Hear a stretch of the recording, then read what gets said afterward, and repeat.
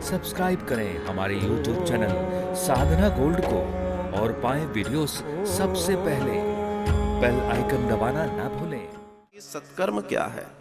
क्या वेद, पुराण, उपनिषद आदि इत्यादि, गीता मैंने सब सुना दिया, क्या ये अपने आप में सत्कर्म नहीं है? अब आप देखिए सत्कर्म क्या है। प्रश्न हम करते हैं ना, सत्कर्म क्या है? इस कलयुग का सत्कर्म क्या है, ये जानने का प्रयास करना पड़ेगा। तो कलयुग का जो सत्कर्म है, उस सत्कर्म को जानने के लिए ये कथा हमें जाननी होगी।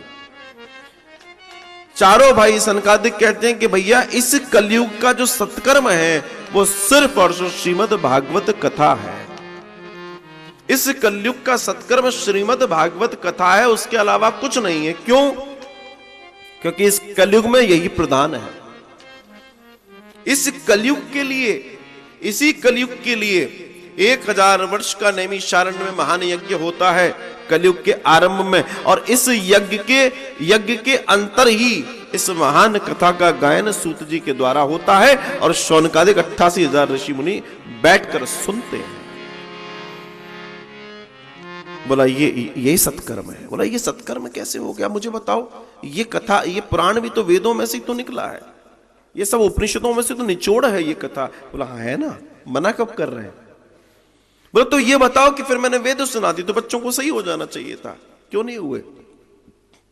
नारद जी एक बात बताइए,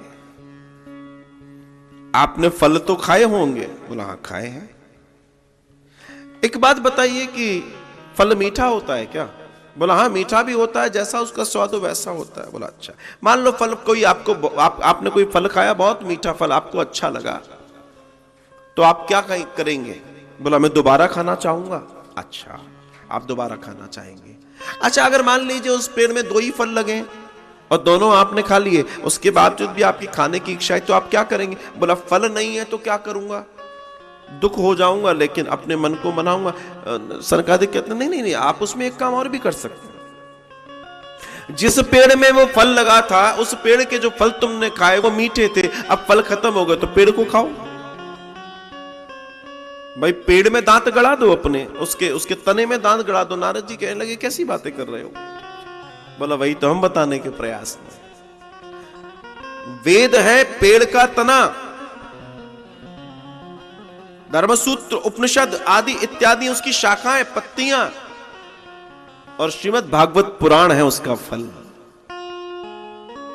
तो जो फल का कार्य है वो फल ही करेगा। निश्चित ये फल इस वेद वृक्ष से ही निकला है, लेकिन आपको आनंद तो फल खाने में आएगा, पेड़ खाने में नहीं आएगा। जब वो सारे के सारे उस पेड़ के गुणों को समाहित करके एक छोटा फल बना दिया गया, इतना बड़ा पेड़, इतने बड़े पेड़ को तो आप खा नहीं सकते, तो उस पेड़ का पूरा एक निचोड़ है,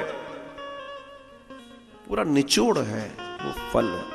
ऐसे ही हमारे धर्म ग्रंथों का निचोड़ है श्रीमद् भागवतम कथा। तुलसी माता देख रहे हैं आप। अब तुलसी माता में आप देखिए मंजरी है ऊपर ऊपर, है ना?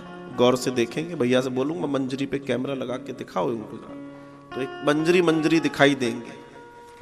आप देखेंगे ये मंजरी जो है ऊपर ऊपर ऊपर ऊपर ऊपर ऊपर ऊपर खूब सारी मंजरियां। मंजरी क्या होती है? ये वो बीज है जिससे तुलसी माता के कई पौधे तैयार हो सकते हैं। अब किसी व्यक्ति को आप तुलसी माता का पौधा दे दो या आप मंजरियां निकाल कर दे दो, दोनों ही चीजें हैं। तो जब आप मंजरी निकाल कर देंगे तो आप सोचिए, आप यहां तो एक पौधा देंगे आपकी नजर में, लेकिन मंजरी अगर उसको दबा दिया जाए भूमि में तो कितने तुलसी के पौधे निकल आएंगे, उसमें से कितनी मंजरियां निकल आएंगी।